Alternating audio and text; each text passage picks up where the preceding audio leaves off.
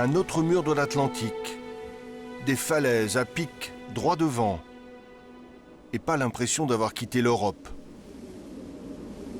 La Désirade, la plus sauvage, la plus inattendue des îles de la Guadeloupe, une île coupée en deux. De l'autre côté des falaises qui font rempart à l'océan et à la houle, le port et la partie habitée. Juste une route traverse cette île qui dénote dans la région.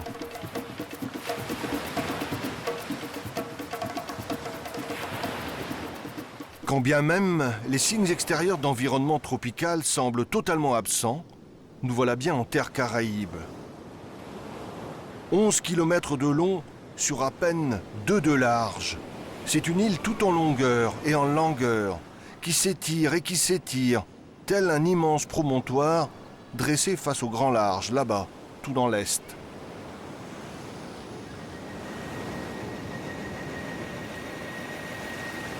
La Désirade, tant désirée. Quel soulagement fut celui de l'apercevoir, pas vrai, monsieur Colomb? Car elle n'était que les prémices d'un plus vaste territoire, juste à côté. La Grande Terre, marquée par cette pointe hautement symbolique, la pointe des châteaux, et son immense croix exposée aux alizés qui semble dire encore aujourd'hui « Marin navigateur, chapeau, vous l'avez traversé l'Atlantique. Vous voilà près de cette grande île que l'on nomme Guadeloupe. »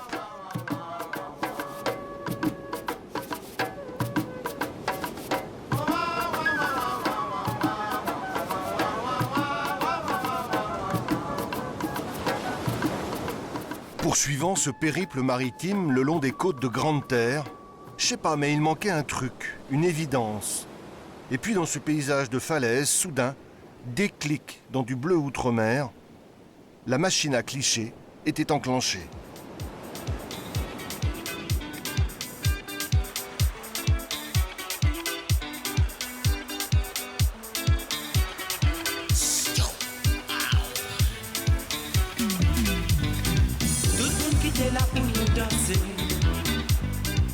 C'est facile, c'est sans doute réducteur, mais c'est ainsi qu'elle apparaît aussi la Guadeloupe d'aujourd'hui, comme un bronzodrome à succès.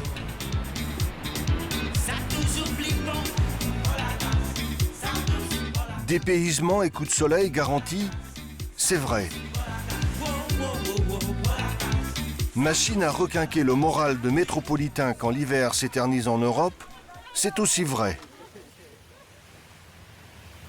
Sur la côte sud de Grande Terre, tout au large, un phare sur quelques centaines de mètres carrés. Ce sont les îles de la Petite Terre, d'ailleurs de moins en moins désertées.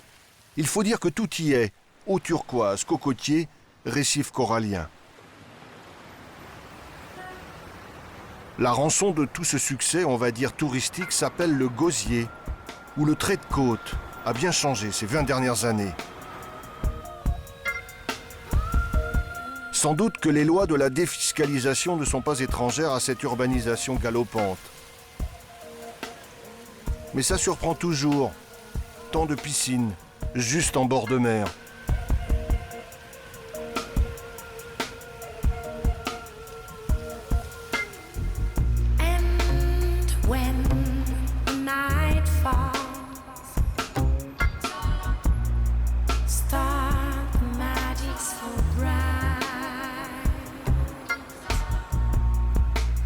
Partagée entre la Basse et la Grande Terre, 500 000 habitants peuplent la Guadeloupe. Capitale, Pointe-à-Pitre.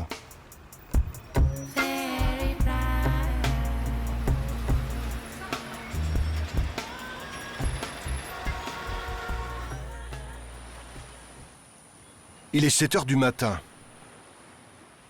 Et il coule toujours autant d'eau sous les chutes du Carbet.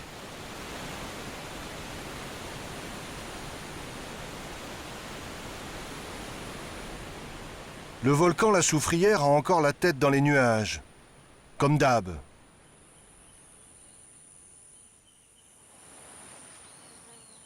C'est Basse-Terre maintenant, un autre territoire peut-être plus velouté, certainement plus arrosé et accidenté que le reste de la Guadeloupe. Verte et agricole Basse-Terre, On y produit des fruits, dont beaucoup de bananes, dans de grandes plantations faciles à repérer, car survolées par des aéronefs de toutes sortes. Les balais aériens sont quotidiens. Il s'agit d'épandre des produits chimiques. Et je t'en mets un petit peu par là, et je t'en mets un petit peu encore par ici.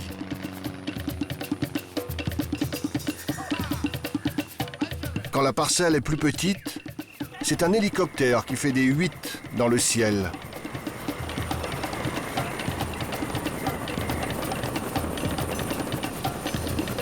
Et hop, plus de prédateurs pour les bananes.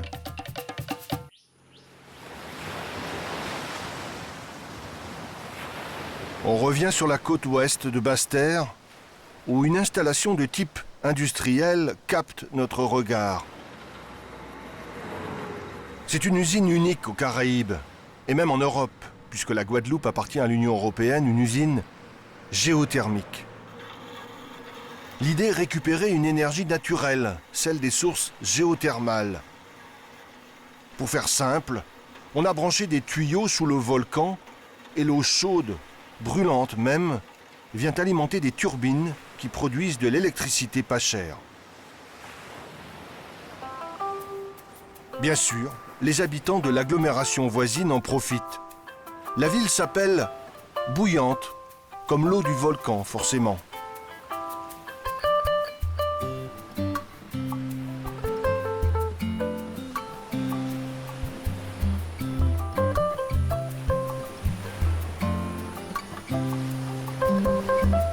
Ici, tout est réuni. La mer, la jungle, le volcan, et le tout semble former un bel ensemble, quelque chose de rond et d'harmonieux. Bien sûr, on peut aussi habiter en bord de mer, mais comme partout, ici aussi, les places sont chères. Alors on peut s'établir tout là-haut dans le relief. Mais bonjour la route quand il faut rentrer le soir ou descendre le matin.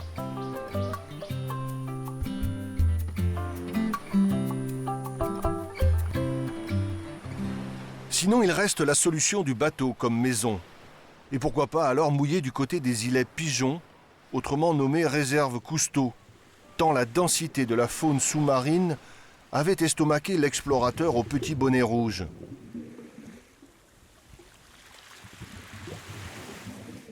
Signe des temps, comme dans le reste des Antilles, le catamaran, sorte de camping-car flottant, règne en maître. Il fait 27 degrés. Et dire que c'est l'hiver en Europe. Aux Antilles, la saison des pluies tire à sa fin. Il y a bien quelques grains menaçants dans le lointain, mais le ciel vire maintenant plus souvent au bleu qu'au noir. Bien dégagé cet après-midi, au-dessus des deux mamelles.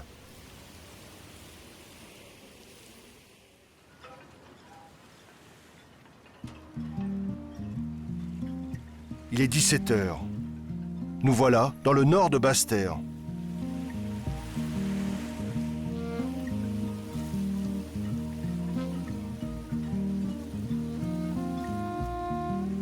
La peur des cyclones s'est envolée avec les derniers jours d'octobre, mais il en reste des stigmates. Une vedette projetée dans le salon par la grosse houle d'ouest.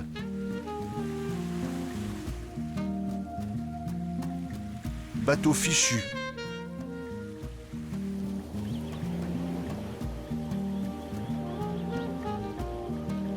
À la fois concave et convexe, et surtout pas droite, la plage de Grand'Anse n'est jamais plus tentante qu'au couchant.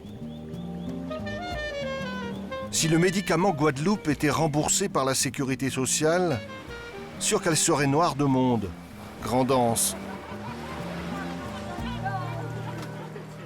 Mais dans la série Plage et Baie qui font du bien, il paraît qu'il y aurait mieux. En tout cas différent. Les avis sont partagés et le débat peut durer bien au-delà du raisonnable. Alors, la perle de la Guadeloupe et des Antilles, c'est bien l'archipel des Saintes, n'est-ce pas ?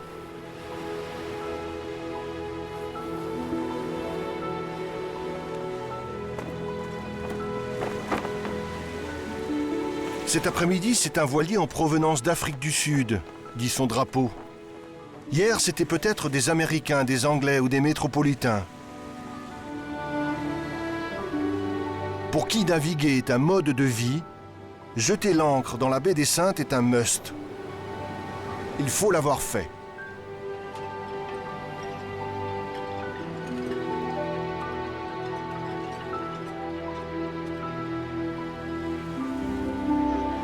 Il est 17 heures passées, l'heure où la lumière transforme les Saintes.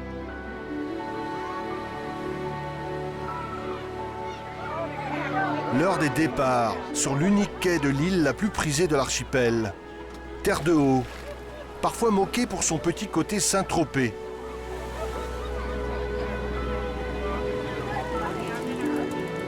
Terre de Haut et sa baie, où d'autres croient voir Rio aux premiers apéros.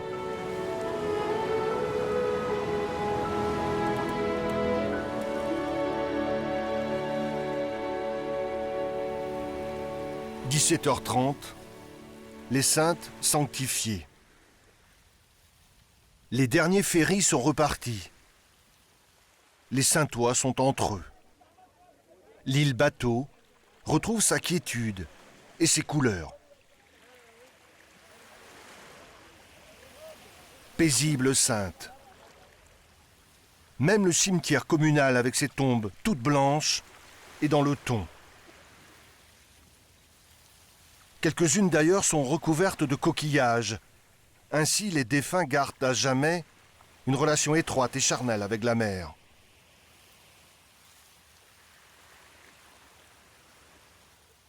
Ce soir encore, la nuit tropicale va tomber d'un coup. Dans la moiteur lascive des alizés, terre et mer ne feront plus qu'un.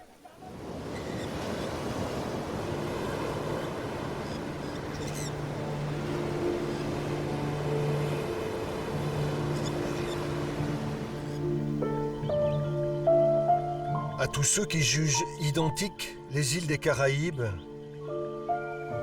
à toutes celles qui voient l'arc antillais uniforme et homogène de Saint-Barthélemy jusqu'aux Grenadines, voici la Martinique, côté nord. Certes, beaucoup de ressemblances avec l'île voisine, la Dominique. Même végétation, même vallée retirée toujours plus ou moins dans l'ombre en fin d'après-midi. Pour le reste, depuis ces villages suspendus dans les hauteurs, les Caraïbes, tu parles, on se croirait presque en Suisse. Du moins, sans ce ciel hallucinant au couchant.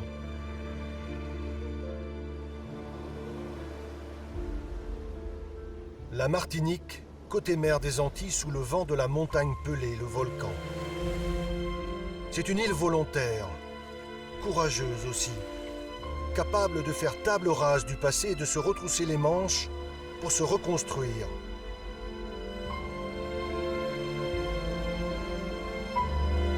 Les cyclones, les colères du volcan, la traite négrière, il a bien fallu tourner les pages. Sur des décombres multiples et encore chauds, la vie a repris. On the road again.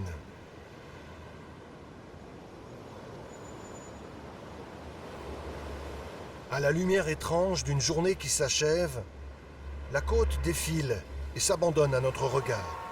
Tout à l'heure, Schœlcher, maintenant, la capitale, Fort-de-France, ville tentaculaire, sorte de Naples des Caraïbes, du moins si l'on s'en tient aux affres de la circulation automobile.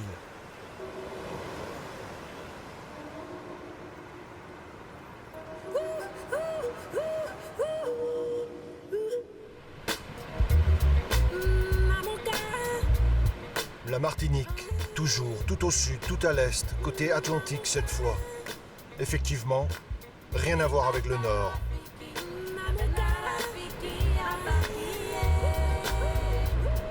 Ici, l'océan déferle, emmené par les alizés au souffle long et constant. C'est une côte battue par les vents, tout en baie et en recoin, en presqu'île et en pointe, en îlot et en îlet. Autant de planques, autant d'abris et de repères pour les frères de la côte, autant de la flibuste quand il fallait fuir l'ennemi. L'espagnol navigateur, fier justicier des océans. C'était il y a très longtemps. Aujourd'hui, dans les mêmes parages, on croise quelques traqueurs de langoustes. Une barque, un casier et des cirés jaunes pour se protéger davantage du sel que du froid. Il ne faudrait pas l'oublier. Même battue par les vents, l'eau est à 25 degrés.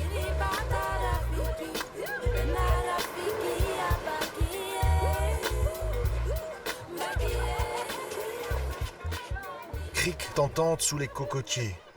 Plage quasi déserte. Nous voilà au grand air, près du Vauclin. On respire à plein poumon.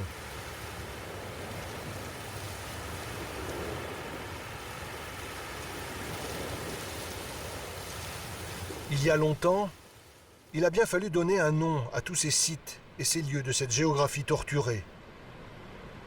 Aujourd'hui, quand on déplie les cartes marines, on lit cul-de-sac de frégate, pointe du clapotage, baie du Galion.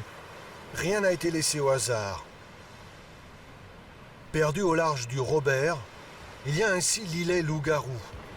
Quelques dizaines de mètres carrés de sable doux, un peu de végétation, 2 cocotiers pour faire joli. Mais à qui peut-il bien faire peur, ce loup-garou-là?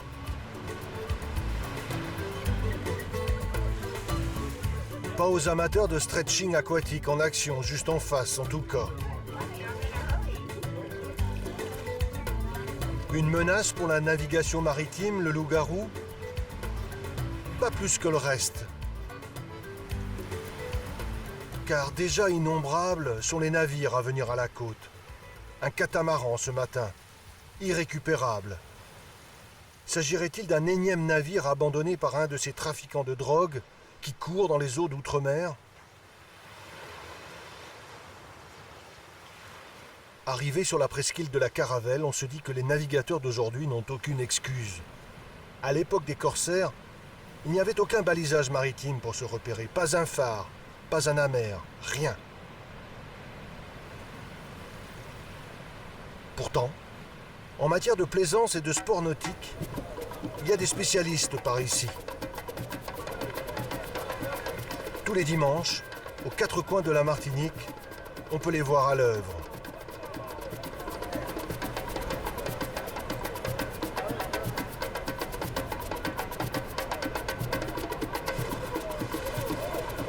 Les régates de yawl, sport national ici. Ce midi, les équipages se sont donné rendez-vous dans la baie vantée du François, fief de la yawl martiniquaise. Il y a du vent et des fans, des milliers de spectateurs puisque le parcours est étudié pour passer à raser la côte. Chaude l'ambiance.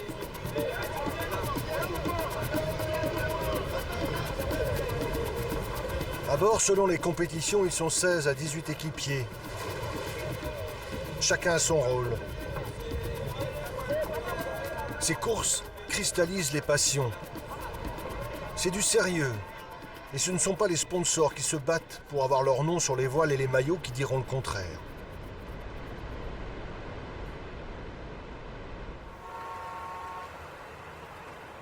Retour à Fort-de-France. Fini de rigoler, c'est lundi. Il faut bien reprendre le boulot. Près de 100 000 habitants en Fort-de-France, des quartiers comme des petites villes dans la grande ville, Tivoli, Citron, Redoute, Texaco.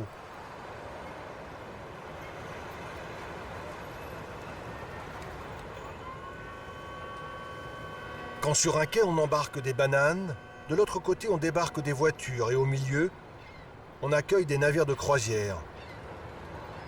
Ce n'est pas finalement si compliqué l'économie d'une île. En réalité, il y a la métropole qui donne un très sérieux coup de main. On disait d'ailleurs en préambule que les îles des Caraïbes étaient toutes différentes. La Martinique est l'une des plus riches d'entre elles, même si le niveau de vie de ses habitants est largement en dessous de celui des métropolitains.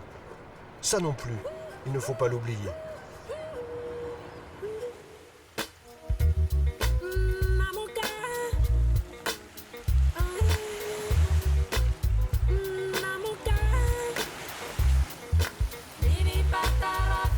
On revient sur la côte ouest.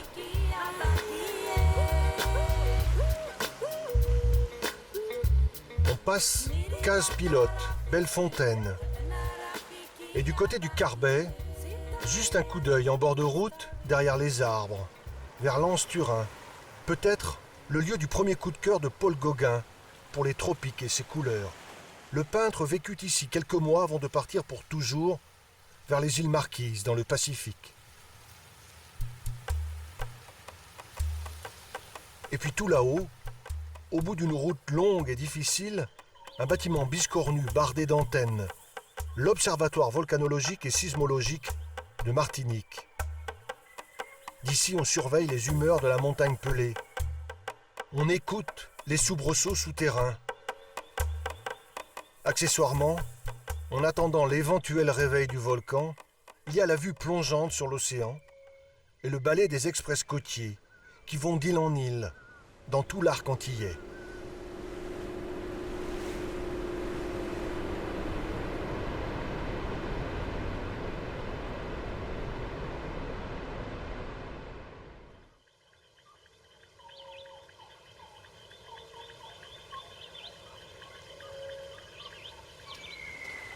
Là-bas, le volcan. Ici, la mangrove.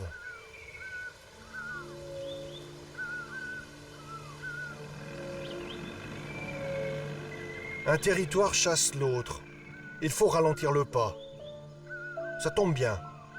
On n'est pas pressé. C'est le temps d'un cabotage heureux.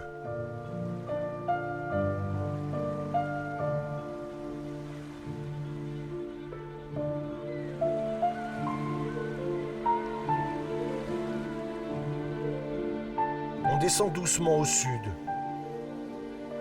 On se permet juste une halte du côté de Trois-Îlets.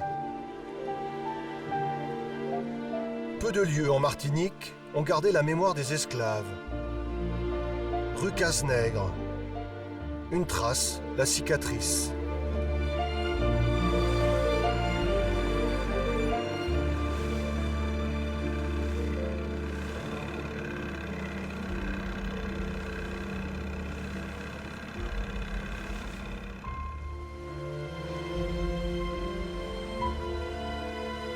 Dans un tout autre registre, la Martinique est aussi synonyme de mouillage extraordinaire.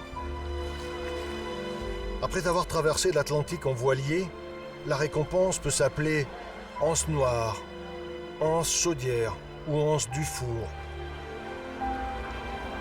Ce n'est parfois pas compliqué la vie. Un bateau, une ancre, un mouillage, quelques proches.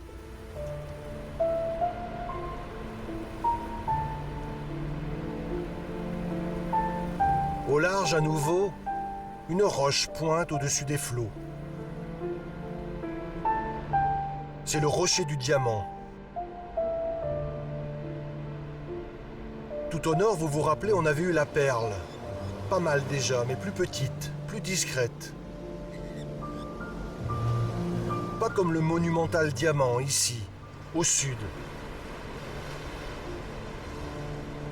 Perle, diamant, ils étaient décidément dans la métaphore précieuse, ces explorateurs des siècles passés. Ils baptisèrent cette côte en la balisant, pas mal comme boulot.